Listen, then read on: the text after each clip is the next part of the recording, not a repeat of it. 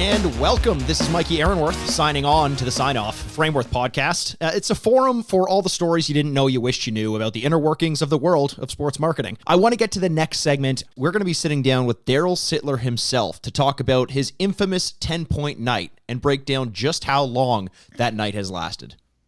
All right, and welcome back, of course, to the Sign Off podcast brought to you by Frameworth. I'm here joined by two special guests. One special guest is someone who I know is very near and dear to my heart. Maybe I'm a little bit closer to this person than you are. I'm going to struggle, actually, over the course of this podcast because I'm actually recording this with my dad. It's Brian Aaronworth, and I think I'm probably going to slip up and call you Dad over the course of this. Maybe Daddy, who knows? I'm not sure. Whatever ends up feeling comfortable for you, that's what I'm going for. Darryl, I promise you I'll try not to call you Daddy. Call me Papa or something. I'll call you Papa. There you go. Here I am. I'm with Daddy and Papa in the recording studio live at Frameworth. Here we go. So obviously that voice that you just heard is Darryl Sittler, Toronto Maple Leaf legend, who is actually an integral part of the sports memorabilia and sports marketing world. Like we always do on this podcast, what we want to do is take a look not just at the sports side of things, but more the business around it. How sports memorabilia comes to influence the players, the athletes, the coaches, teams, corporations, and the fans themselves, and give you a little peek behind the curtain into the business of that. For that, we rely on the expertise of Brian Aaronworth, who's sitting to my left. Brian, you want to introduce yourself, Dad? Yeah, no, I'm here, and I'm really thrilled to have Darryl drop by. We've been working together for many years, and I consider him a personal friend. We've done a lot of work and going right back to the 10-point night piece and even before that. Yeah, and this goes back to when I was just starting out in business for my father's company, and we'll get into all that. Yeah, and one of the reasons why I'm excited to have you on, Darryl, as our first guest to the podcast is because I'm sure you're aware of it at this point, but a piece that you had done in the 1970s, I believe, right? Yes. Yep. Was one of the first actual sports memorabilia pieces that not only did Frameworth did, but that ended up becoming a mainstream success. And I want to get into a little bit of how that happened, what the story is behind moving from signed artist works to signed pieces of sports memorabilia in a little bit. But Darryl, what were your memories of that? I mean, this would have been well before the time, I'm assuming, you would have been joining in any sort of large scale piece of memorabilia or a project like that. Is that fair to say? Very fair. So back in the 70s, obviously the Leafs are a big draw not only in Toronto, but I've heard of them. I've heard of them pretty well, actually, yeah. So the fact that I was playing for them and along with guys like Boria and Lanny and Tiger, lots of interest. And we had a pretty good hockey club in the 70s there. So when Mr. Aaronworth came to me, they had an artist, I'm not even sure the artist's name today. Had Marvin Sobel.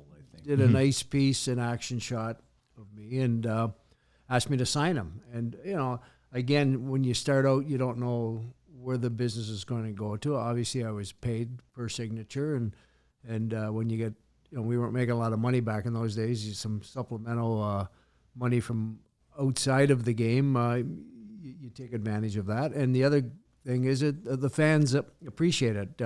I look around now, all these years later, I go into maybe a sports bar or somebody's home, and there's a piece that we did years and years ago that they treasure. It's something that's important to the person who bought it or has it to admire it and show it off. So all those things are good things. Now, Dad, do you want to talk a little bit about what it was like going from, Frameworth, actually Frame Guild is how it started out. And it was primarily an art company, and prior to that would sell just the actual components to make a framed sports piece. Now, you as someone who's in that industry, at that point, you don't have much of a relation to the world of sports marketing, athletes, anything like that. This is kind of new to you, correct? No, the only thing...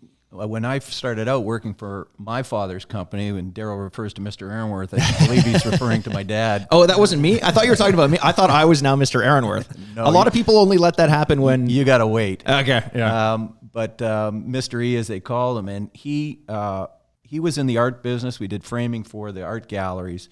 But there was a concept, as we've talked about, that was new to the industry, and it started out with not so much sports celebrities, but big politicians, etc. Golda Meir, I think, was one of the first ones that Time magazine put out.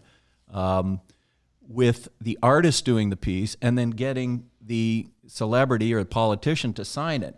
And so Dad came up with this idea of doing a sports piece. The Leafs were so hot, and I used to use, the only thing about sports that I got out of the company was the company hockey tickets that I used to go watch Darryl play all the time. The only thing you got out of this was And a little bit of background knowledge. Fair. But I agreed with the system. I was, of course, a huge hockey fan and was thrilled to see Darryl and Boria come walking into the office to do the signing. And I think at some point, because this is visual, we'll have a photograph. I did find the 2 photos of my dad holding up the piece with Darryl and Boria. And it brings back some great memories. So that's how that piece evolved. And it was relatively new. Back in those days, if they were signing autographs, it was for an autograph book or something to hang on the, basically sitting in a drawer or a binder. There really wasn't art or wall decor at the time. So this was one of the first pieces, and Darryl and Boria were big part of that. Yeah, it feels almost like it was a convergence of 2 different mediums. One was, you'd have the autograph hound. I'm assuming, Darryl, at this point, you would have had people coming up to you all the time and asking for an autograph. The difference was the purpose of this autograph was to be put on someone's wall and have that exist as almost a work of art. And that's why I bring up the convergence there. Yeah, and the other part of it was they were limited editions, so it gave it more of a value. You knew you had one of 1,000 or whatever the number we did back then, so it created more value for the purchaser for sure. And when I would do those things, and Brian knows, I always try to put something away for my family. I'd always try to get number 27 there you go. out of the print. And probably have that somewhere, not sure I'm where, sure you do. Now, number 27, I'm sure you get asked this question all the time, but you have a story behind why that was the number that you settled on.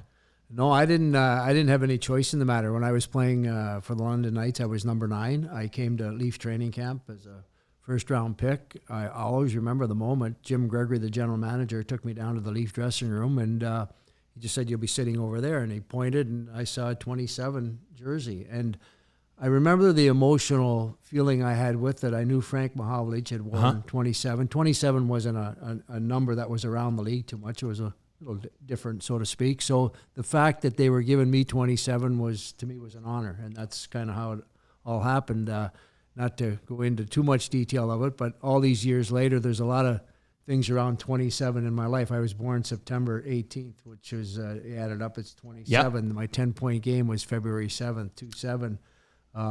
Canada Cup goal, I scored it with 8:27 left. Oh, there you go. I was inducted in the Hall of Fame in 1989. If you add that up, it's 27. So it's crazy how 27, and those are only a few, are meaningful in my life today. So you should do the sequel to that Jim Carrey movie, The Number 23. It's just the same number repeating over and over and over again. My dad likes to brag about the fact that he's born June 5th, 1956, which is 5656. So that's another one. I didn't even realize that until I saw Sidney Crosby's 87, which is August 7th, 87, which is why he wears 87. Right. I'm 5656. But funny you should mention, because I was going to ask you about that, Darryl, until you brought it all up on your own. So my anniversary is 5/6 with Wendy. I was born, we were married on June the 5th. Oh, that? My dad's jealous all of a sudden. There you go. So things you could have gone. But I'm wondering if that's the case with a lot of players or just a few, but I know Sidney Crosby's the same way. He's got that 87 just pops up. Yeah. And maybe it's just because you're looking for it, but it's too coincidental. I agree. But you had told me that story, and I was going to ask you about it. Yeah. Because I know he's very big on the things that happen for sure. with 87 as well. If you could have chosen a number, do you know what it would have been? Would it have been number 9 with London? No, you know what?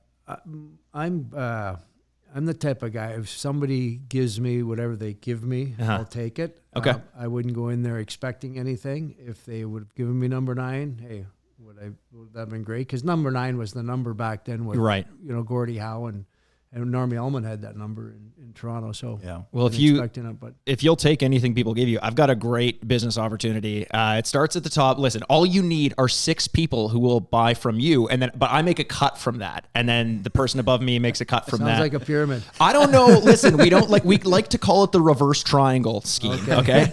That's how we do it. So to go back to memorabilia a little bit, I like the little sidetrack there. It's a story I actually didn't know, but at the time that you're talking about doing this this piece with Bourrier, yourself, and Frameworth. Was it Frameworth at the time? Or Frame Guild at the time. Okay. What to you did a signature mean at that point? Growing up, did you have a collection of signatures? Were you familiar with this industry, or was that, or did you wait for athletes to just give you signatures and you'd take them because you'll just take what they'll give you? So I'll tell you a cute story. So we grew up in a family of 8 kids. My dad was paycheck to paycheck. Never had an opportunity to go to Maple Leaf Gardens and watch a game, but my dad happened to get some exhibition tickets in Kitchener. Rangers were playing Chicago Blackhawks. Okay, so I'm 7 or 8 at the time. It's a September night. After the game, we're standing out in the parking lot where the players come to go to the bus. I'm standing there with a little piece of paper and a pencil, not even a pen, hoping to get an autograph. A number of guys just filed by me, just onto the bus. And you're disappointed, you're waiting. And then finally 2 guys stop. One was Bobby Hull, the star for the Blackhawks, and the other was Andy Bathgate. He was the captain of the Rangers. And I'll always remember the feeling I had as a kid getting those autographs. And the type of guy I am, I took them home and I got tracing paper and I traced them so I could give them to my buddies, entrepreneurial. Wow, I didn't sell them. That's amazing. But anyway, my message to your listeners out there is first impressions are lasting. Good, bad, or indifferent. Right.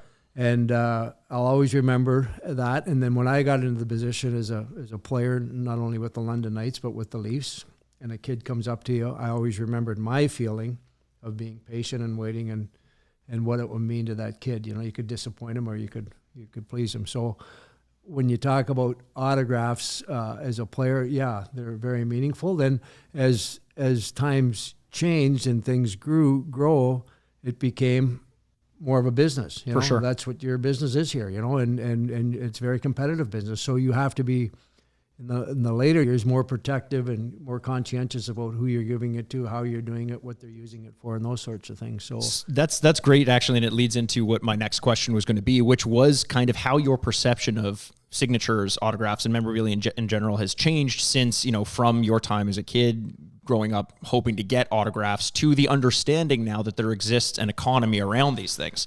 And you mentioned being careful about kind of who you give it to, and how often do you find yourself in situations where you're struggling with the idea of, should I indulge this person, or do I believe it may be going towards somewhere that I'm not quite comfortable with? Well, you never want to be taken advantage of. Right. And if I feel that I'm in a situation and somebody's making me uncomfortable with that, I bring attention to it, and see how they respond. And do you find that's more on the street, or would that be an actual formal? Because I know you're very involved now with the business of sports. Do you find it's a mix of both of those, or? It's a mix of both of them. Yeah. I mean, if I'm down at the Air Canada Centre or the Scotiabank Centre with Wendell doing my job, so to speak, PR on an evening at the game, and somebody asks for an autograph or sign something, hey, I just do that. That's Sure.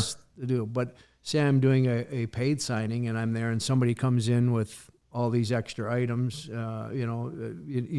in the business and he's just there to take advantage of you.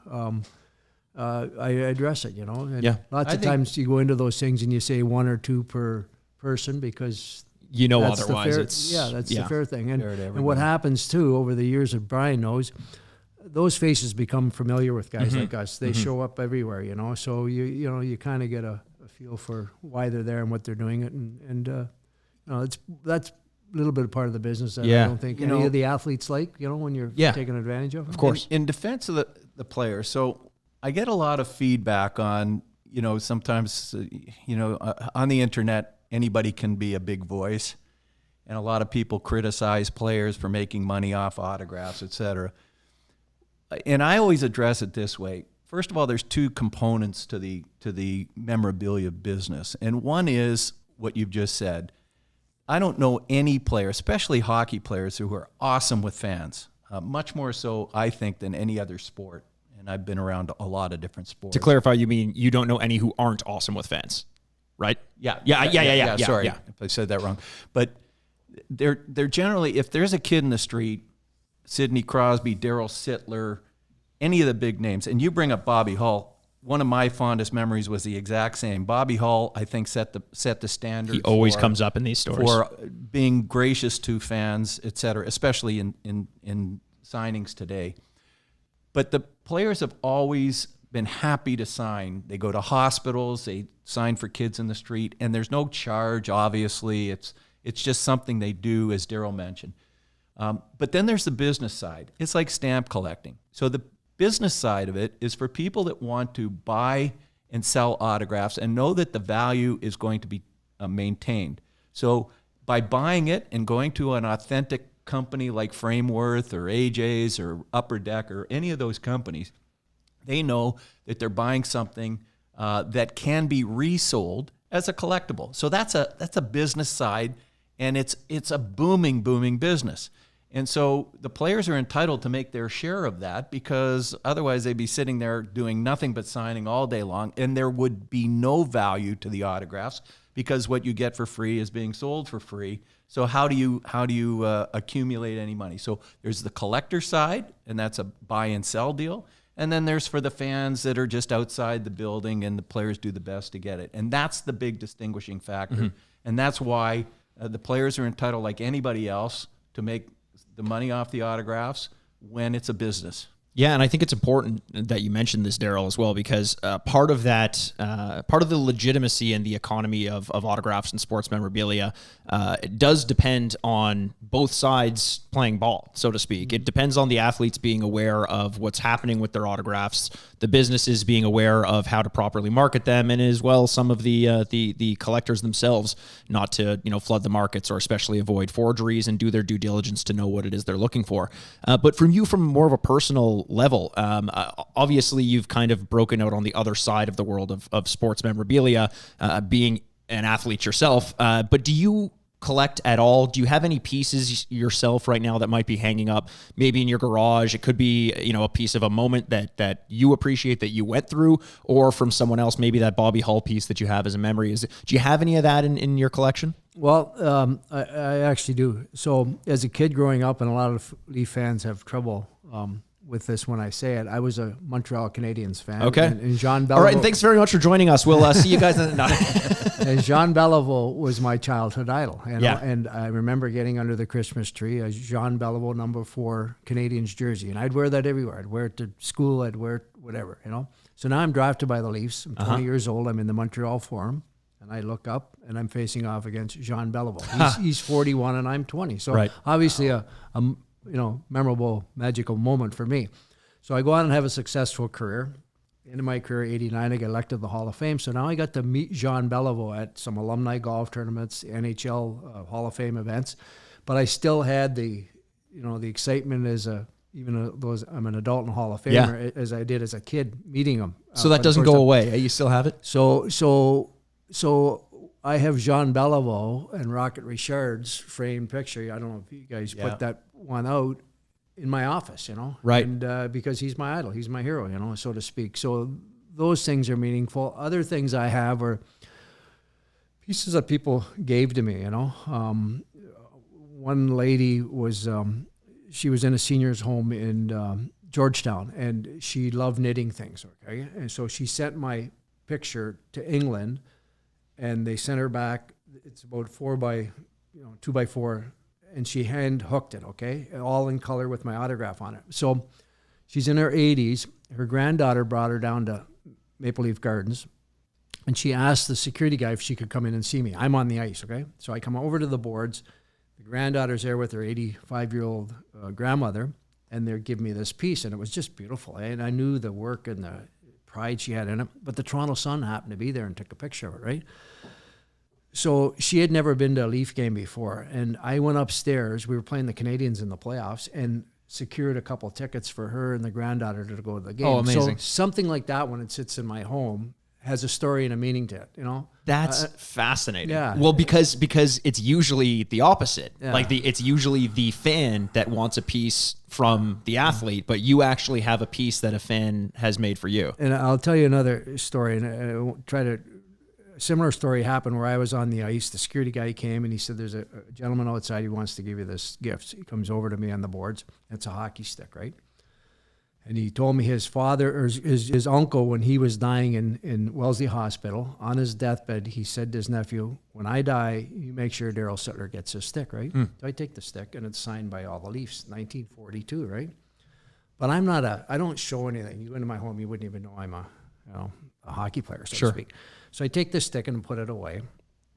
All these years later, I'm moving around and all that sort of stuff. But how the world comes together sometimes. So they have Captain's Legends Row down there. Mm-hmm. And my daughter, Megan, married Amy Apps. Mm-hmm. So Sil Apps' granddaughter, okay? Right. So they're at the ceremony for the Legends Night, and I'm in Florida, and Megan sends me a copy of the video of Sil Apps. The whole story is around 1942. He was the captain of the Leafs, and the Leafs were behind Detroit Red Wings in the series 3-0. Mm-hmm. They came back, and they won. It's the only time it's happened where a team in the finals has been down 3-1. They won, and Sil Apps got 7 points in those 4 games. I've got this stick with Sil Apps. My grandkids' names are Sawyer Apps Sittler, and this stick. So that stick happened to be given to me back in the 70s. It's sitting in my closet all these years, but Sil Apps is on it and all the rest of the Leafs, but the 42 story. So those things are so meaningful to me. And there's other ones like, I got my, the London Knights gave me my game-used jersey that I played there with. I got awesome. The jersey when I took the C off, very emotional night. The trainer kept that. You kept that jersey, and the trainer gave it to me at the end of the year. Oh, and I put it away. Dig the C out of the garbage, or and then I didn't. I don't know where the C was, but I don't have it. But I got the stitching kind of ripped up. But the other thing I kept that night when I did it, I didn't wish to talk to the media, so I hand wrote a reason why, the reasons why I was giving up the captaincy. So I got that framed. Frameworth did the piece for me. So those things are meaningful to me. Those will go on forever. Well, I think it's interesting because I think ultimately the reason why people are so taken by sports memorabilia is because sports has woven itself into the fabric of all of our nostalgia, like our group nostalgia. So whatever you get out of sports is what you end up wanting to put on your wall to commemorate it. Mm-hmm. For a lot of people, it's where they were when they saw you score 10 points in a night, and that's what they commemorate because it reminds them of everything around it. But for you, it's all the memories about family, about the fans who have reached out to you, and those touching stories. We're all looking to get the same thing out of it, and totally. that's kind of what we look to grow here. I know you just touched on this, and you're probably going in that direction, so I won't stomp on you. No, go for it. But when you say the important moments of your life, and Darryl Sittler's 10-point night was certainly in everybody's mind, and from Frameworth's point of view, we've exclusively sold that 10-point night score sheet piece for many years, and year in, year out, that piece is one of our biggest selling pieces. Mm-hmm. I don't know who keeps buying it because we sold so many, but let me before you go any further, let me tell your audience how that all started. So, sure. So I had this flash or this idea. I said, okay, I wonder the score sheet. Who has a score sheet, eh? So I didn't talk to you before this. Right. I just had this in my head. So I thought you were going to say, I had an idea. I was going to go out there and score 10 points. Yeah, well, so I went to the NHL offices downtown Toronto. Yeah. Just no appointment or anything. And I asked the secretary, I said, I'm here. I'd like to talk to the guy who has the files. I said, there's a game I'd like to look at the score sheet. So she brings this guy out, and he's probably a student, right? And he's nervous meeting me, and I'm whatever. So we go into the files, and it's all there, like not old school stuff, Pull out, and there's the score sheet. I said, do you think I could have that? He's, oh, no, I got to keep that. I said, can you get a copy of it? Well, the printers are such that you can print it, and And back then, when they did the score sheet, it was just all handwritten, So that's when I got the score sheet. So I had this idea, wouldn't it be nice to do a piece with a score sheet? So I brought it to Brian. But the other part was, there was only one Sunday paper back then, the Toronto Sun, and they had a picture on the front page of the Sun of one of the goals, right? So I put the two pieces together, brought it to Brian, and we talked about, okay, how can we market this piece? Are we going to do it limited edition, or are we going to do it as a kind of a master thing? And so we did a business relationship, and that's, I don't know how many years ago, but it's a piece that a lot of people have because of the reasons why. Black and white shot and the score sheets. Darryl signed the piece, and I'll tell you what, there's a few pieces that continue to sell. Bobby Orr's goal, obviously iconic goal. A number of different Wayne Gretzky pieces, but I will tell you definitively that piece, year in, year out, is in our top 5 to 10 maximum sellers every year. And the funny story, and I'll let Darryl tell this, but the reason I brought this up in the first place was you talk about important moments in people's lives and how many people remember that goal. But how many people you figure were at that game that night, Darryl? Everybody I see. 80, 100,000 people. Yeah, What's the stadium hold? About 16,000? Yeah. And everybody swears up and down they were at that game. I might have been, but I don't remember. I don't think so, because I pretty much went to every game back then. But Yeah. But talking about pieces that I have that are meaningful. So my late wife, Wendy, she kept all this stuff. I didn't know she was just putting it away. And after she passed away, obviously I'm going through a lot of things. Well, I found the original tickets, her seats. So back, you as a family would go in, they'd rip your ticket stub. You'd only have the half the stub. Well, because she went in with the wives in the back, she had the whole ticket, right? Oh. So I brought them here to Frameworth with an original program she had from that night, and we did a little piece up. So that, to me, is meaningful. Those are her For real sure. tickets, real program, and someday my kids or my grandkids might have that. And So- you'll have the original, but Darryl and I have been in talks right now about reproducing that piece. Obviously, the original tickets would stay in his frame that will go to his kids, but we've taken reproductions of them, and we just might kind of rejuvenate and have a different format for that, because you also had the program from that game, and we opened it up. It's great when you get those old programs, because you see the advertising for cigarettes at 25 cents or the lineups from the games, who was playing that night. Is Lawn dart advertisements. Even some of the advertisers are still advertisers today, like Esso and I think TD Bank and a number of other ones are still NHL sponsors, which is it's 45 years ago that program was out. So That almost brings us full circle. I mean, we started with you almost unknowingly in the beginning being a pioneer of the sports marketing, sports memorabilia world by bringing the piece with you and Bourrier out. But the concept of using score sheets is now almost commonplace. Mm-hmm. And the fact that it was almost your idea to put that together. That was the first one that came out, the score sheet. That's Matter of impressive. fact, that's almost a standard staple piece of memorabilia for. I'm looking right across from me in the boardroom here, and there's a Matt Sundin. Which one was that? I think it was the 500th. All-time leading scorer for the Leafs. And we typically would do the score sheet now because it was so successful with Darryl's piece. Now, you don't get too many score sheets that look like Darryl's. Yeah.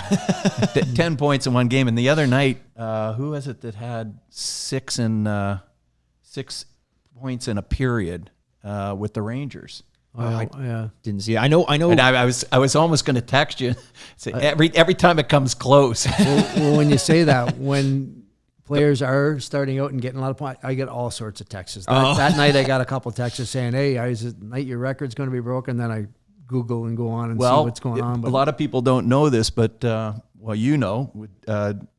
Sidney Crosby's nickname. Yeah. And when he played for Rimouski, Yeah. they called him Darryl. Yeah. Oh. Yeah, because his teammates called him Darryl because he was pretty close one Got night 8 in or 10 Rimouski. eight to points get or something one night. 8 points in Rimouski. So they said, okay, well, next time a couple more points. And so literally I've seen things that the teammates have, when he had his Stanley Cup party in his backyard, his teammates were there and they were literally calling him Darryl. Yeah. So that's special that it echoes, and it will continue to echo. I mean, I think a few years back, who was it? Sam Gagner had 7 or 8 points in a game, I Gagner think. did, And yeah. that was about as close as anyone's come in a while. But And your phone probably lights up every time somebody gets. It doesn't get close too often, but yeah. Well, that was kind of a question though, because I know from my perspective, I've been working in this industry for on and off my entire life. Dad, you're the same way, but it's essentially changed the way that we watch sports. The reason why I love talking about the 10-point night is that it's a specific moment where it could have happened on any night. And it just so had to it happened on that night, and that forever changed hockey, changed your life, changed our lives. And what people don't often realize is that whenever people who are sort of in the know or on these sides of things are watching sports, that thought's in the back of your head. The next play could be that play that becomes a new iconic moment. Do you watch hockey different now, knowing that, or having been a part of it? Like, has it taken on a new meaning? For example, you mentioned getting texts every time someone gets, 4 or 5 points in a game. Is there anything else that's changed in the way that you watch sports versus when maybe you first started out?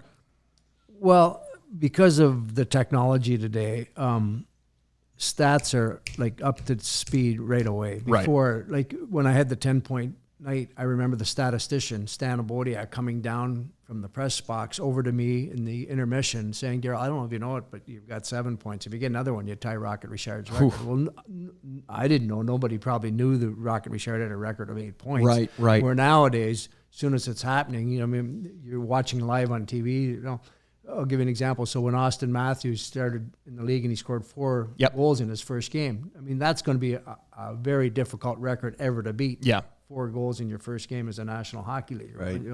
It's a record that's, and so when those things happen, getting back to Sidney Crosby, cute little story. So I'd heard the story you were talking about, him calling Darryl. So they had the 100th top 100 guys out in LA a couple of years ago, and I'd never met Sid before, and he was standing, we're at a cocktail reception, he's standing by, I go, hey, Darryl, and his big smile comes out. Hey, I said, so anyway. He's a nice, good, humble guy.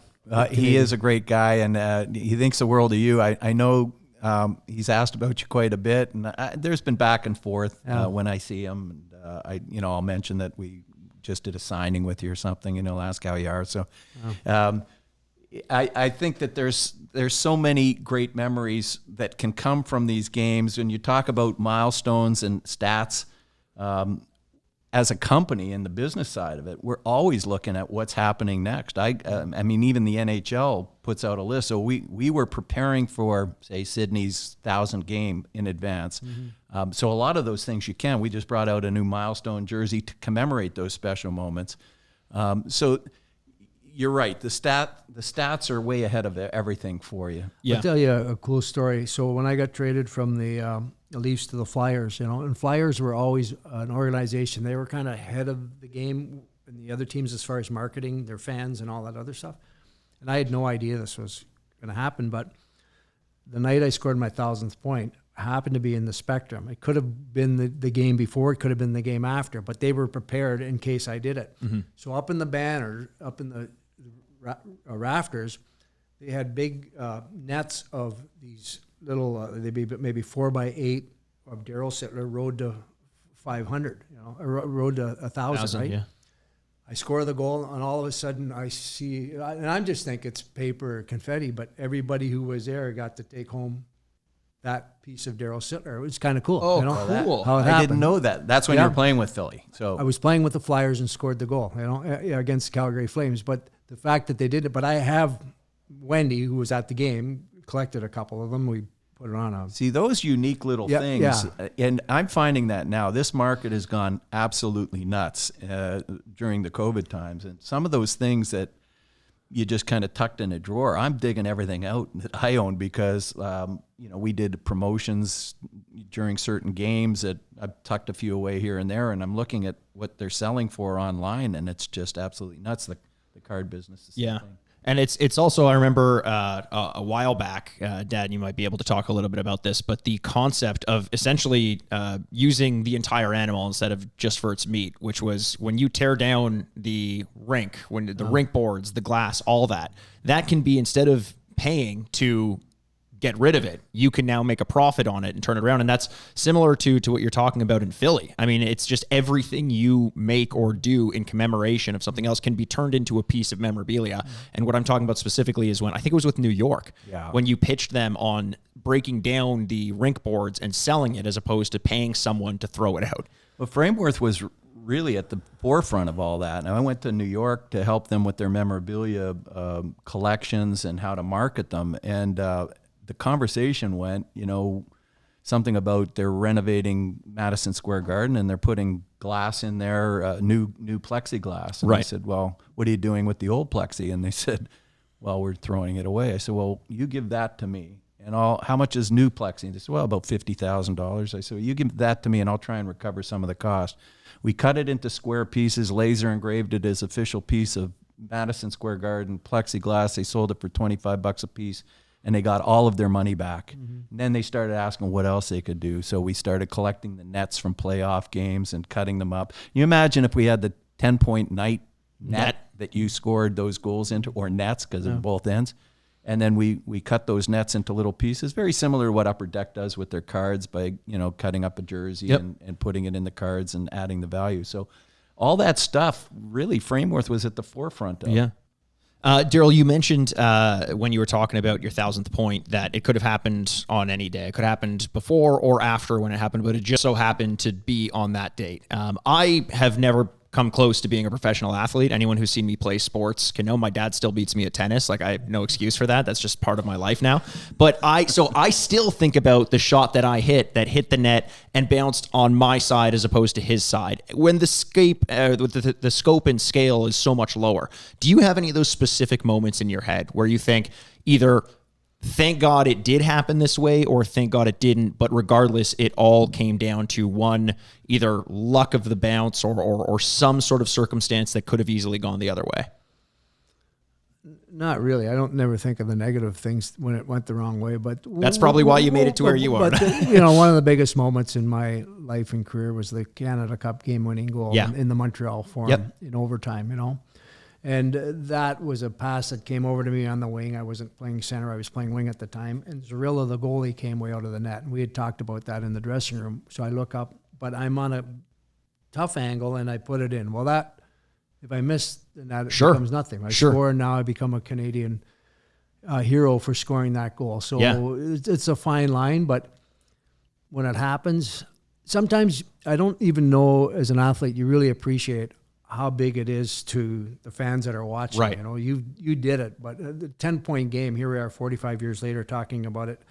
And I remember after it happened that night, it was a whatever, but I never realized that, hey, all these years later, it would be as big. And you play another 11,000 games in the National Hockey League, and nobody's even, really come close. Right. 8. So. Right.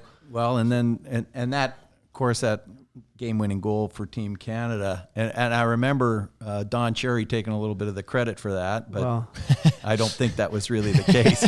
Well, he did come through the dressing room between overtime and regulation time saying, hey, you get a chance to look up on this goalie. He's going to be coming out, go wide. But we had all figured that out 2 or 3 games before that. But you know what?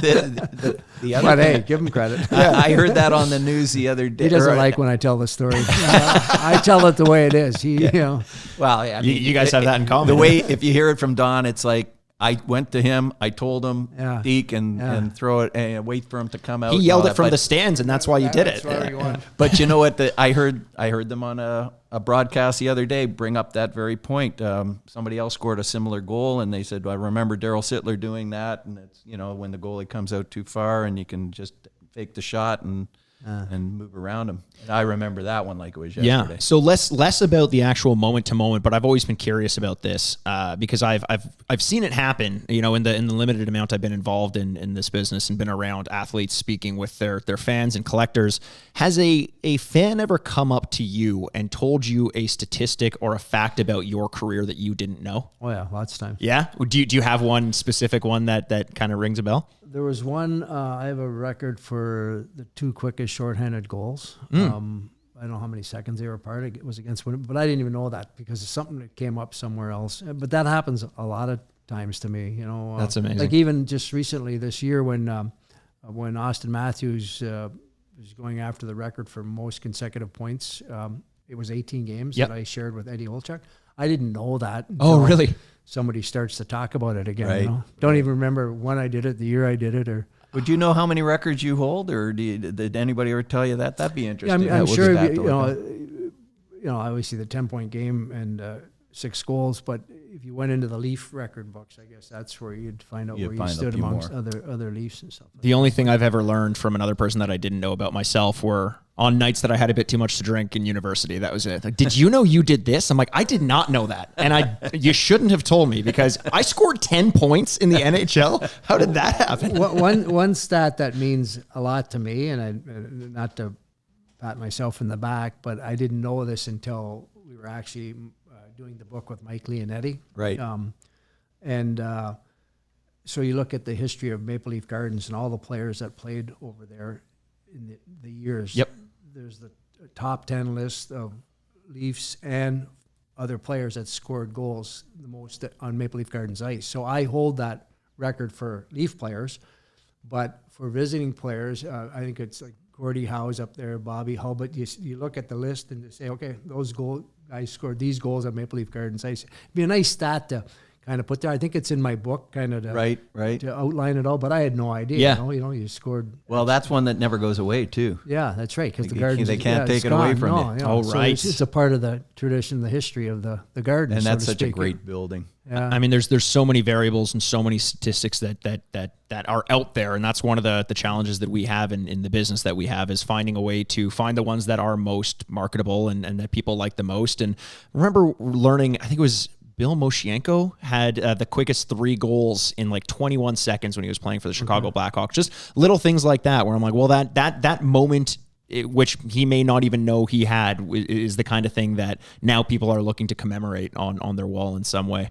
I think one of the things that I'd say as a player, even to the current players and the players that are coming on, that it's important to kind of have to have a respect for this business, so that when you're doing something, the person you did the piece for, that you're not going to bastardize it or mess it up because they paid the going price for it at the time. Right. And so you keep your integrity and your loyalty to those pieces, For sure. Because lots of times I get people wanting me to sign 10-point pieces. You talk about the score sheet. That's been our piece for all these years, but now you see other guys copycatting it, right?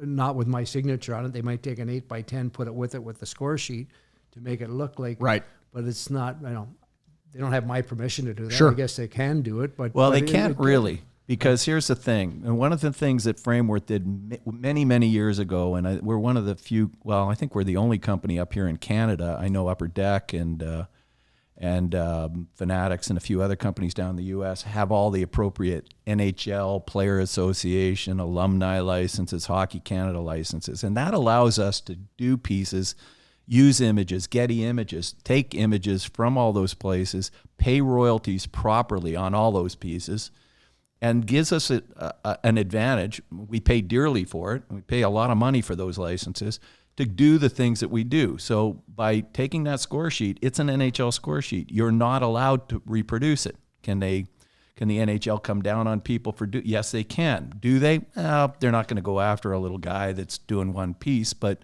they might go after somebody that's reproducing it. So the advantage of working with companies like Frameworth or Fanatics or Upper Deck is that we have the licenses, we're paying the royalties, and we have the right to do these things, which should protect people like Darryl when they do a piece with us, but it's not necessarily the case. That's the important distinction, is that it ensures that the money gets into the pockets of the people who were the ones to bring about that moment. You don't want the person who scored 10 points in a night to be the only one who doesn't benefit from a 10-point night piece existing, right? So you need to have those people. And the in opposite place. of that is that, like, Darryl works with us because we're a company that has the licensing and has the integrity, but we also work with Darryl because in reverse, it's just as important for companies like Frameworth to work with athletes that have the integrity, that live up to their word. And I'm not going to go through any names that said, but we've had deals and handshakes and contracts with some players, and it doesn't happen too much in our world of hockey, where we have a deal, and then next thing I know, we find out that the deal's been broken. I was up in Montreal one time with my family watching a game up there, and I got a call from somebody back here saying, hey, you want to buy some of your exclusive players' autographs? And I said, what do you mean? He's exclusive to us. We have a contract. Oh, no, they just did a signing. Well, okay. So we hope that doesn't happen too often. Because, and for the most part, it doesn't. No, it doesn't. And so what we end up trying to do is, because when we launch a piece like the 10-point night piece, we assume that we're the only ones with it because we have a deal with Darryl and we have the NHL licensing. But when it gets knocked off by, it's basically forgery or unlicensing, then that creates a problem for all those people that actually bought the piece at fair market value and expect that it will appreciate in value. Yeah, it's interesting. It's a tight balancing act because you don't want to just completely commodify what most people want to experience as a way to enjoy a memory. But at the same time, you do have to protect those who are involved. And I think, Darryl, you do quite a bit in the industry to protect yourself and your peers as well, to make sure that everything's going the right way. And I think this is a great insight just into the way that this world works, sports marketing and sports memorabilia. And Darryl, you've been around to help see the growth and in fact contribute to the growth yourself. So we're always appreciative of that. We love seeing you over here. Any closing remarks before we wrap this up?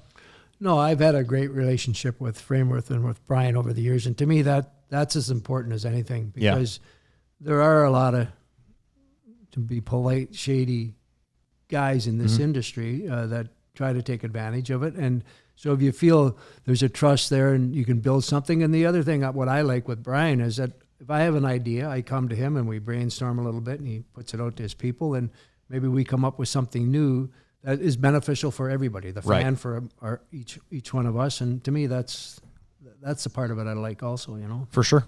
Well, I just like to thank Darryl very much for spending the time here with us. He's been a great friend, a great business partner for many years. And I know you had a lot going on these days, even with COVID back and forth. So for you to take the time to come in here, we really appreciate it. Yeah. Thanks very much, guys. My pleasure. We'll talk to you soon. Thank you. Thanks, guys.